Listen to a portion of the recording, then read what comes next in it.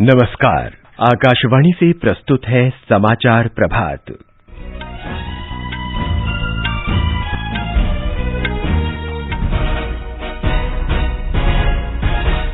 प्रधानमंत्री नरेंद्र मोदी आज video conference के माध्यम से एक महासागर शिखर सम्मेलन को संबोधित करेंगे।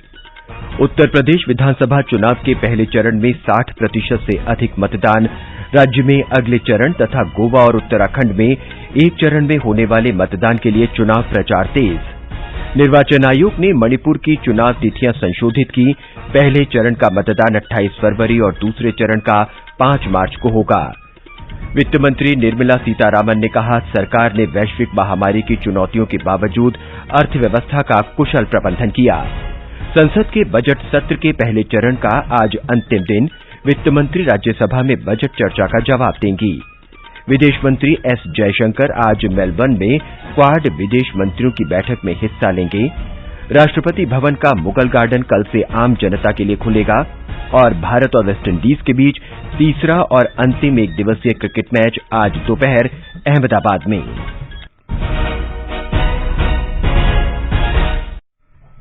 समाचार प्रभात में मनोज के साथ मैं नवीन सक्सेना। कोरोना वायरस के नए स्वरूप ओमिक्रॉन को देखते हुए आपसे अपील है कि सतर्क रहें और पूर्ण टीकाकरण कराएं। 15 से 18 वर्ष के किशोरों और अन्य लोगों के टीकाकरण में भी मदद करें।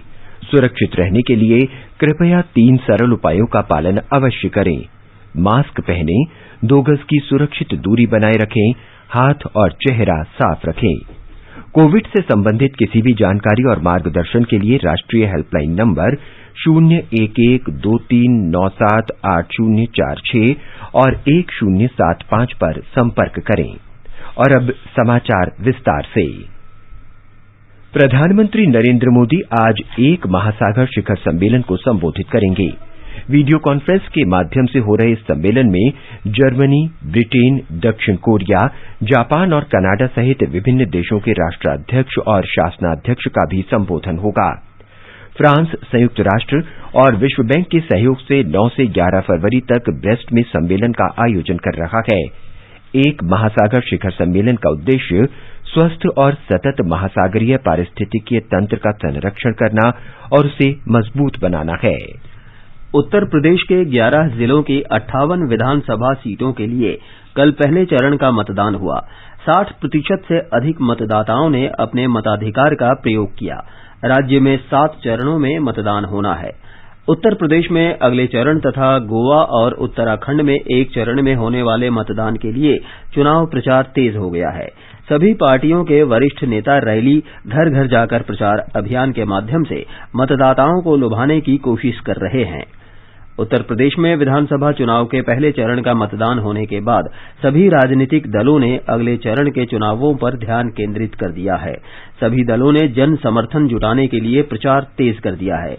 प्रधानमंत्री नरेंद्र मोदी सहित कई नेता आज उत्तर प्रदेश में प्रचार करेंगे। ब्यौरा हमारे संवाददाता से। वरिष्ठ भाजपा नेता और प्रधानमंत्री नरेंद्र मोदी आज उत्तर प्रदेश के कासगंज जिले में पटियाली विधानसभा सीट पर चुनावी रैली को संबोधित करेंगे। वरिष्ठ भाजपा नेता और केंद्रीय गृह मंत्री अमित शाह आज बरेली में चुनाव प्रचार करेंगे। वहीं भाजपा नेता और केंद्रीय सूचना एवं प्रसारण मंत्री अनुराग ठाकुर वाराणसी में पार्टी प्रत्याशियों के हक में वोट मांगेंगे। समाजवादी पार्टी के मुखिया अखिलेश यादव पार्टी प्रत्याशियों के पक्ष में रामपुर में चुनाव प्रचार करेंगे। वहीं कांग्रेस महासचिव प्रियंका गांधी अमेठी जिले की विधानसभा सीटों पर वर्चुअली कार्यकर्ता सम्मेलन को संबोधित करेंगी। AIMIM पार्टी के मुखिया असदुद्दीन ओवैसी सहारनपुर में चुनावी रैली करेंगे। सुशील चंद्र तिवारी, आकाशवाणी समाचार, लखनऊ।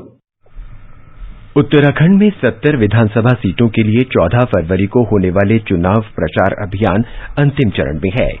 विभिन्न दलों के प्रमुख नेता राज्य में रैलियां और बैठक कर रहे हैं। प्रधानमंत्री नरेंद्र मोदी और केंद्रीय मंत्री नितिन गडकरी, कांग्रेस नेता प्रियंका गांधी वाड्रा और राहुल गांधी तथा बहुजन समाज पार्टी प्रमुख मायावती सहित विभिन्न राजनीतिक दलों के कई नेताओं ने राज्य में प्रचार किया। प्रधानमंत्री नरेंद्र मोदी आज सुबह उत्तराखंड के अल्मोड़ा में जनसभा को संबोधित करेंगे। राज्य के मुख्य निर्वाचन अधिकारी ने बताया कि निष्पक्ष और पारदर्शी चुनावों के लिए सभी प्रबंध किए गए हैं। खराब मौसम के कारण दूरदराज और दुर्गम क्षेत्रों में देरी से बचने के लिए मतदान कर्मियों को रवाना किया जा चुका है। राज्य में डाक मतपत्रों से मतदान की प्रक्रिया पूरी हो चुकी है। उत्तराखंड में मतदाता 14 फरवरी को 70 विधानसभा सीटों के लिए कुल 632 उम्मीदवारों की किस्मत का फैसला करेंगे। मतगणना 10 मार्च को होगी। गोवा में विधानसभा चुनाव प्रचार कल समाप्त होगा। राज्य में एक ही चरण में 14 फरवरी को सभी 40 निर्वाचन क्षेत्रों में मतदान होगा। भारतीय जनता पार्टी के वरिष्ठ नेता और प्रधानमंत्री नरेंद्र मोदी ने कल शाम उत्तरी गोवा के मापुसा में चुनाव रैली को संबोधित किया। भारतीय जनता पार्टी के लिए गोवा का अर्थ है गवर्नेंस यानी सुशासन, अपॉर्चुनिटी अवसर और एस्पिरेशन आकांक्षाएं। जिनको गोवा की संस्कृति की परवाह नहीं है, उन्होंने गोवा को अपने भ्रष्टाचार का, लूट तंत्र का एक बहुत बड़ा एटीएम बना करके रखा था। लेकिन भाजपा ने गोवा के लिए स्वयं पूर्ण गोवा का मंत्र दिया। भाजपा ने समग्र विकास की बात की, सबके लिए बराबर विकास की बात की, क्योंकि विकास को टुकड़ों में जाति, धर्म, मत, मजहब, भाषा, क्षेत्र के नाम पर बांटा नहीं जा सकता। हमारे संवाददाता ने बताया कि कांग्रेस, आम आदमी पार्टी और तृणमूल कांग्रेस सहित अन्य राजनीतिक दलों के नेता भी मतदाताओं को अपने पक्ष में करने के हर संभव प्रयास कर रहे हैं। कांग्रेस के वरिष्ठ नेता तारिक अनवर ने भाजपा पर लोगों को गुमराह करने का आरोप लगाते हुए कहा कि राज्य में बीजेपी की सरकार बेरोजगार लोगों को रोजगार देने में विफल साबित हुई है। रोजगार के अवसर नहीं होने के कारण युवा निराश हो गए हैं। पणजी में चुनावी सभा को संबोधित करते हुए आप के संयोजक और दिल्ली के मुख्यमंत्री अरविंद केजरीवाल ने लोगों से भ्रष्टाचार मुक्त सरकार का वायदा किया। तृणमूल कांग्रेस नेता अभिषेक बनर्जी ने कहा कि वे इस बार बदलाव चाहते हैं। आकाशवाणी समाचार के लिए पणजी, गोवा से कृष्ण कुमार लाल। निर्वाचन आयोग ने मणिपुर विधानसभा चुनाव के पहले और दूसरे चरण की संशोधित मतदान तिथियां घोषित कर दी हैं। आयोग ने कल बताया कि पहले चरण का मतदान 28 फरवरी को और दूसरे चरण का 5 मार्च को होगा। दूसरे चरण के लिए नामांकन का आज अंतिम दिन है। एक रिपोर्ट।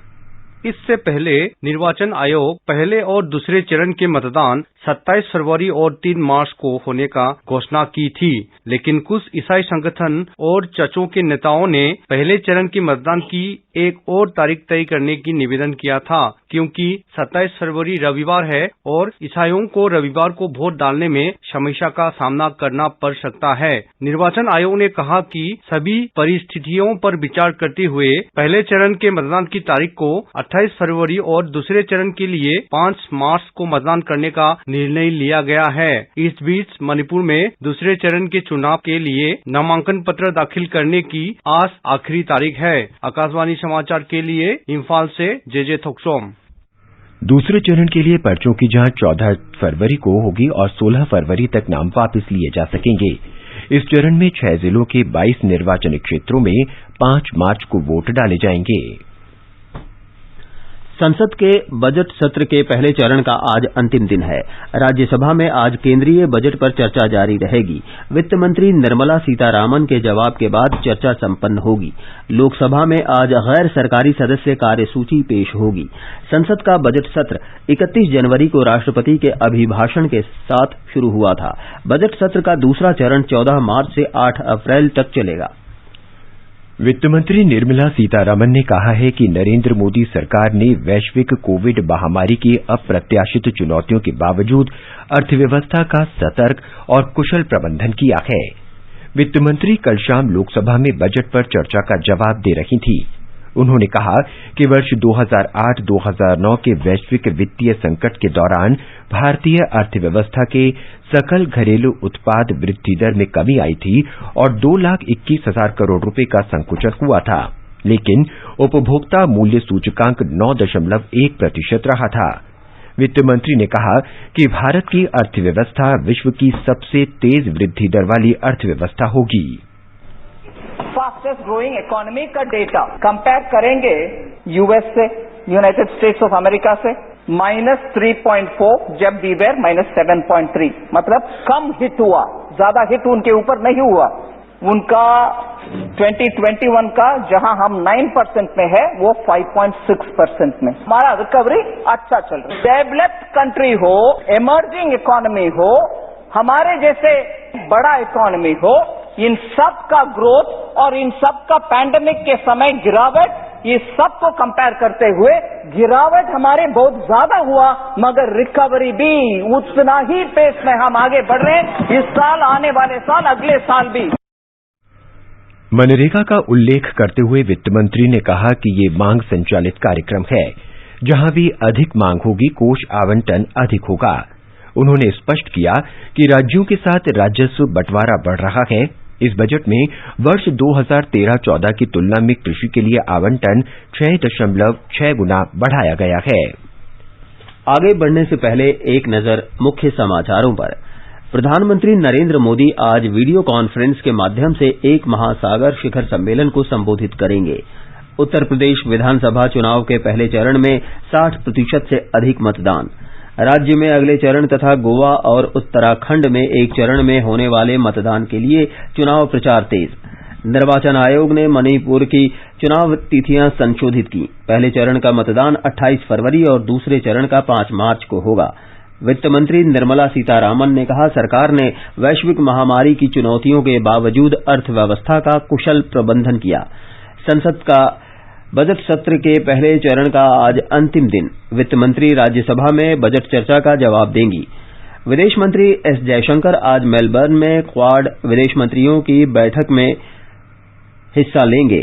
राष्ट्र भवन का मुगल गार्डन कल से आम जनता के लिए खुलेगा और भारत और वेस्टइंडीज के बीच तीसरा और अंतिम एक दिवसीय क्रिकेट मैच आज दोपहर अहमदाबाद में।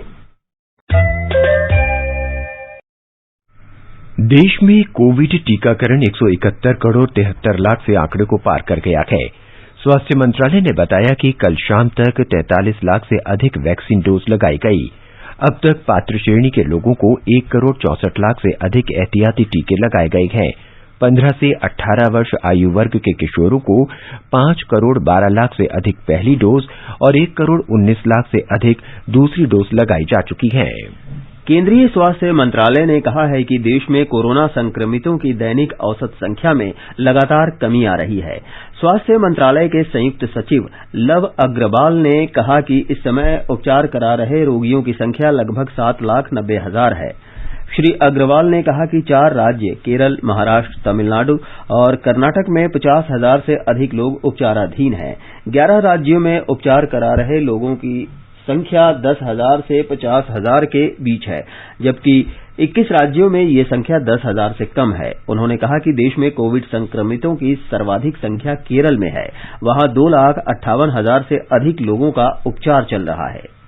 अगर हम देखें कि वह कौन सी स्टेट्स हैं जहां पर 50,000 से अधिक एक्टिव केसेस हैं, तो हम देखते हैं कि हाईएस्ट एक्टिव केसेस देश में अभी केरला में 2.5 लाख से अधिक यानी कि 2.58944 के करीब केसेस वहां पर एक्टिव केसेस की दृष्टि में पाए गए हैं। इसी तरीके से महाराष्ट्र में 86,000, तमिलनाडु में 77,000 और कर्नाटक में 60,000 के करीब केसेस एक्टिव केसेस की दृष्टि में आते हैं। ओवरऑल अगर हम 4 स्टेट्स को एनालाइज करें तो देखते हैं कि देश के अप्रोक्सीमेटली 61.25% केसेस एक्टिव केसेस अभी इन 4 स्टेट्स में इफेक्टिवली कंसंट्रेटेड दिखाई देते हैं। श्री अग्रवाल ने कहा कि पूरे विश्व में दैनिक कोरोना संक्रमण में कमी आ रही है। विश्व में इस समय 7 करोड़ 44 लाख लोग उपचाराधीन हैं। नीति आयोग के सदस्य स्वास्थ्य डॉक्टर वीके पॉल ने कहा कि देश में कोविड स्थिति में सुधार है। हालांकि केरल, मिजोरम, हिमाचल प्रदेश सहित कुछ राज्यों में अब भी संक्रमितों की संख्या अधिक है। उन्होंने लोगों से एहतियाती उपायों में ढिलाई न करने का आग्रह किया। विदेश मंत्री डॉक्टर एस जयशंकर आज ऑस्ट्रेलिया के मेलबर्न में क्वाड विदेश मंत्रियों की चौथी बैठक में हिस्सा लेंगे। इस बैठक में ऑस्ट्रेलिया, जापान और अमेरिका के विदेश मंत्री भी भाग ले रहे हैं।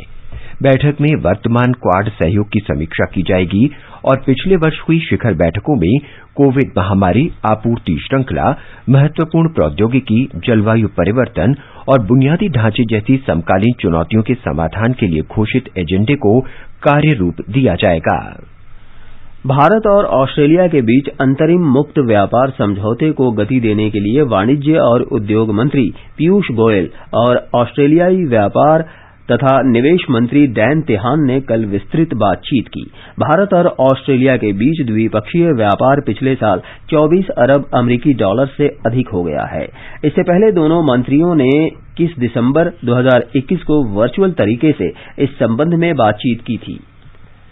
राष्ट्रपति भवन का मुगल गार्डन कल से 16 मार्च तक जनता के लिए खुल जाएगा। लोग सुबह 10 बजे से शाम 5 बजे तक मुगल गार्डन देखने जा सकते हैं। सोमवार को ये बंद रहेगा। राष्ट्रपति रामनाथ कोविंद ने कल राष्ट्रपति भवन में वार्षिक उद्यानोत्सव का उद्घाटन किया। दर्शकों को केवल अग्रिम ऑनलाइन बुकिंग से प्रवेश की अनुमति होगी। बुकिंग वेबसाइट www.rashtrapatisachivalay.gov.in पर की जा सकती है। एक बार में अधिकतम 100 लोगों को प्रवेश दिया जाएगा। आजादी का अमृत महोत्सव के लिए सभी उपभोक्ताओं को शुभकामनाएं। हॉलमार्क सोने की शुद्धता सुनिश्चित करता है। हमेशा हॉलमार्क वाले सोने के आभूषण खरीदें। उपभोक्ता संबंधित किसी भी शिकायत के लिए कृपया राष्ट्रीय उपभोक्ता हेल्पलाइन के टोल फ्री नंबर 14404 पर संपर्क करें। उपभोक्ता मामले विभाग, भारत सरकार द्वारा जनहित में जारी। जागो ग्राहक जागो। आजादी का अमृत महोत्सव के हिस्से के रूप में आकाशवाणी समाचार आजादी के तराने शीर्षक से एक कार्यक्रम प्रसारित करता है। ये कार्यक्रम उन देशभक्ति गीतों पर आधारित है जिन्होंने स्वतंत्रता आंदोलन में लोगों में जोश भर दिया था। आजादी के तराने परिक्रमा कार्यक्रम में आज शाम 4:45 बजे प्रसारित किया जाएगा। स्वाधीनता आंदोलन के दौरान भारतीय जनमानस को उत्प्रेरित कर स्वतंत्रता का अलख जगाने और मातृभूमि के प्रति सेवा, समर्पण और त्याग की ज्वाला प्रज्वलित कर देने वाले अमर गीतों पर आधारित विशेष कार्यक्रम आजादी के तराने सुनना न भूलें। FM गोल्ड 100.1 मेगाहर्ट्ज पर प्रत्येक शुक्रवार शाम 4:45 पर परिक्रमा कार्यक्रम के अंतर्गत आजादी के तराने सिर्फ आकाशवाणी पर। आजादी का अमृत महोत्सव के अंतर्गत आइए अब सुनते हैं आकाशवाणी की विशेष प्रस्तुति आजादी का सफर। आजादी का अमृत महोत्सव।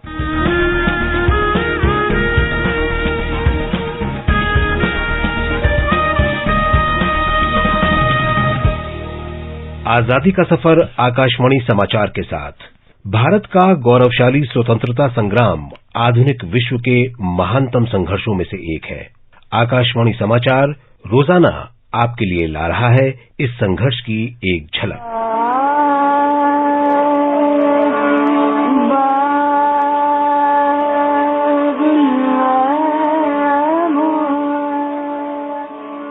वर्ष 1856 में 11 फरवरी को अंग्रेजों ने अवध साम्राज्य को भी अपने अधिकार क्षेत्र में ले लिया था। सन 1856 तक अवध को छोड़कर और सभी प्रमुख साम्राज्य ब्रिटिश ईस्ट इंडिया कंपनी के नियंत्रण में आ चुके थे। अंग्रेज अवध को भी अपने अधिकार में लेना चाहते थे, लेकिन उस पर हमला करने का कोई कारण निकाल नहीं पाए थे। अवध के लिए गवर्नर जनरल डलहौजी ने कहा था कि अवध एक चेरी है जो एक न एक दिन हमारे मुंह में टपक जाएगी। अवध के आखिरी नवाब वाजिद अली शाह एक सक्षम शासक थे, लेकिन ब्रिटिश रेजिडेंट ने उनकी अक्षमता के बारे में कंपनी के अधिकारियों तक बढ़ा चढ़ाकर शिकायतें पहुंचाईं। इससे ईस्ट इंडिया कंपनी को अवध पर हावी होने का बहाना मिल गया। 7 फरवरी 1856 को गवर्नर जनरल डलहौजी ने आंतरिक व्यवस्था का हवाला देते हुए वाजिद अली शाह को हटाने का आदेश दे दिया। जब छोड़ चले लखनऊ नगरी, कहे हाल के हम पर क्या गुजरी, जब छोड़ चले लखनऊ नगरी। डलहौजी ने सभी नैतिक मानदंडों को दरकिनार कर दिया और 11 फरवरी 1856 को अवध पर कब्जा कर लिया। अवध पर कब्जे के बाद अंग्रेजों और भारतीयों के बीच तनाव और बढ़ गया। यही तनाव और विरोध अंततः 1857 की क्रांति में बदल गया।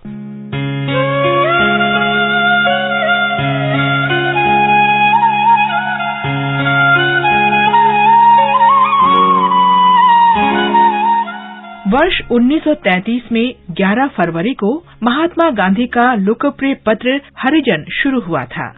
इस साप्ताहिक पत्र के प्रकाशन का उद्देश्य अस्पृश्यता के खिलाफ संघर्ष को प्रोत्साहित करना और उन लोगों को मुख्य धारा में लाने का प्रयास करना था जिन्हें छुआछूत और भेदभाव के आधार पर अलग थलग कर दिया गया था। इसने अस्पृश्यता के शिकार लोगों की पीड़ा और यातना के प्रति जन चेतना जगाने में मदद की।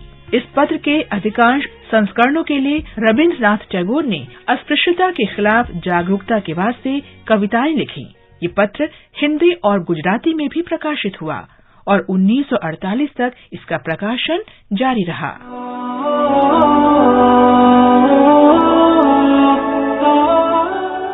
आज ही के दिन हम स्वतंत्रता सेनानी और देश के पूर्व राष्ट्रपति फखरुद्दीन अली अहमद को भी याद कर रहे हैं। उनका निधन 1977 में 11 फरवरी को हुआ था। वर्ष 1905 में दिल्ली में जन्मे फखरुद्दीन अली अहमद सेना के एक डॉक्टर के पुत्र थे जो असम के रहने वाले थे। अहमद 1925 में पंडित जवाहरलाल नेहरू से मिलने के बाद इंडियन नेशनल कांग्रेस में शामिल हो गए और स्वतंत्रता संग्राम में कूद पड़े। 1942 में उन्होंने भारत छोड़ो आंदोलन में सक्रिय रूप से भाग लिया। उन्हें गिरफ्तार कर लिया गया और 3.5 वर्ष के कारावास की सजा दी गई। आजादी के बाद 1952 में फखरुद्दीन राज्यसभा के लिए चुने गए। इसके बाद वे असम सरकार के महाधिवक्ता बनाए गए। वे 2 बार असम विधानसभा के लिए भी चुने गए। उन्हें 2 बार लोकसभा के लिए भी चुना गया। पहली बार 1967 में और फिर 1971 में। एक कैबिनेट मंत्री के रूप में उन्होंने कृषि, सहकारिता, शिक्षा, औद्योगिक विकास और कंपनी कानून जैसे विभिन्न विभागों की जिम्मेदारी संभाली। फखरुद्दीन अली अहमद 1974 में देश के 5वें राष्ट्रपति बने और 11 फरवरी 1977 को अपनी मृत्यु तक इस पद पर रहे। आकाशवाणी समाचार इस महान राष्ट्रवादी को श्रद्धांजलि अर्पित करता है।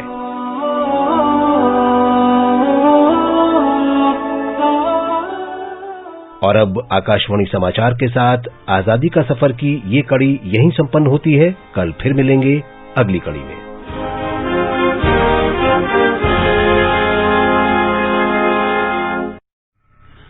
आकाशवाणी समाचार सुनते रहें और आजादी के अमृत महोत्सव में हमारे साथ शामिल रहें।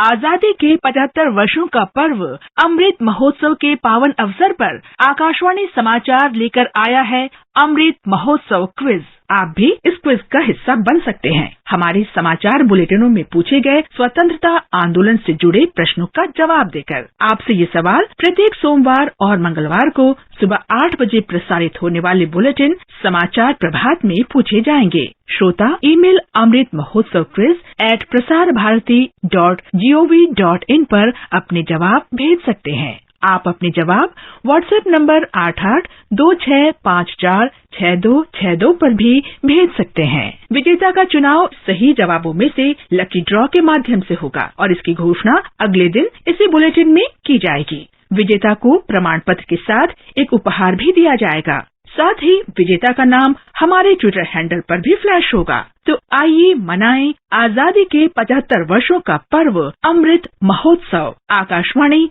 समाचार के साथ।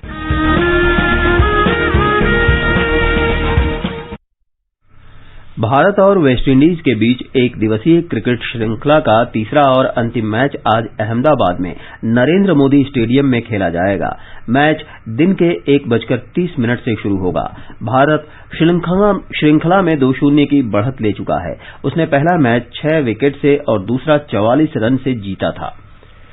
और अब एक नजर आज के मौसम पर। दिल्ली में आज दिन में तेज हवाएं चलेंगी। मुंबई में आसमान साफ रहेगा और कोलकाता में सुबह कोहरा और बाद में आसमान साफ रहेगा।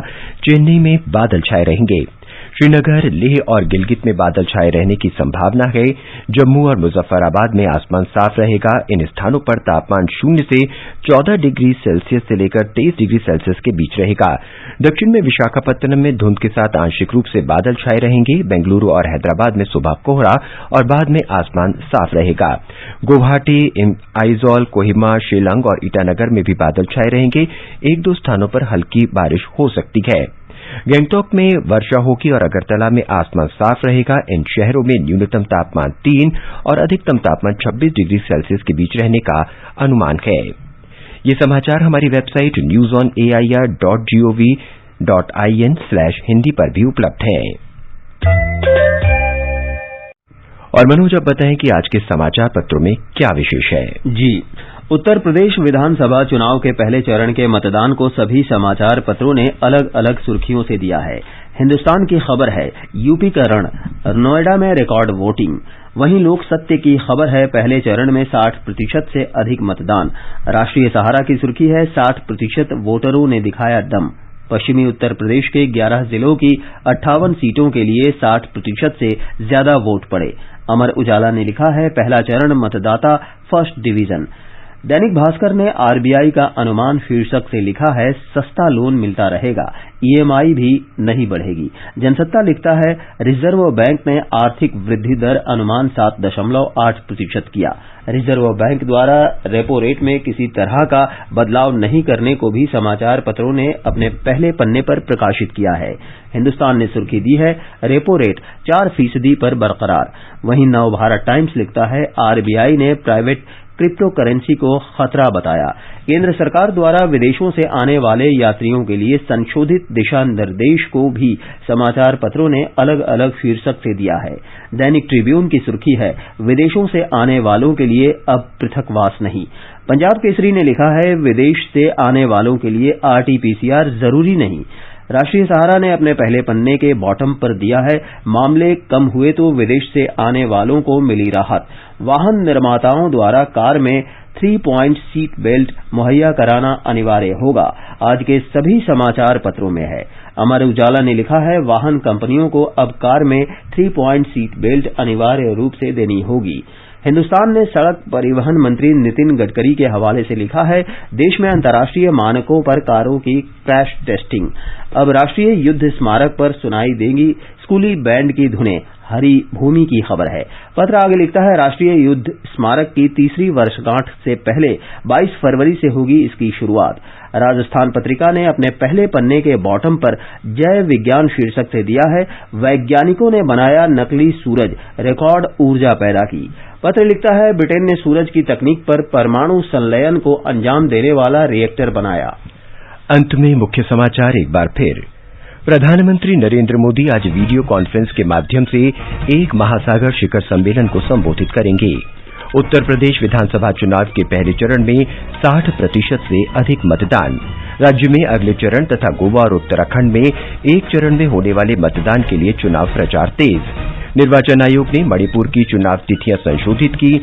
पहले चरण का मतदान 28 फरवरी और दूसरे चरण का 5 मार्च को होगा। वित्त मंत्री निर्मला सीतारामन ने कहा सरकार ने वैश्विक महामारी की चुनौतियों के बावजूद अर्थव्यवस्था का कुशल प्रबंधन किया। संसद के बजट सत्र के पहले चरण का आज अंतिम दिन। वित्त मंत्री राज्यसभा में बजट चर्चा का जवाब देंगी। और भारत और वेस्टइंडीज के बीच तीसरा और अंतिम 1 दिवसीय क्रिकेट मैच आज दोपहर अहमदाबाद में। इसके साथ ही समाचार प्रभात का ये अंक समाप्त हुआ। नमस्कार।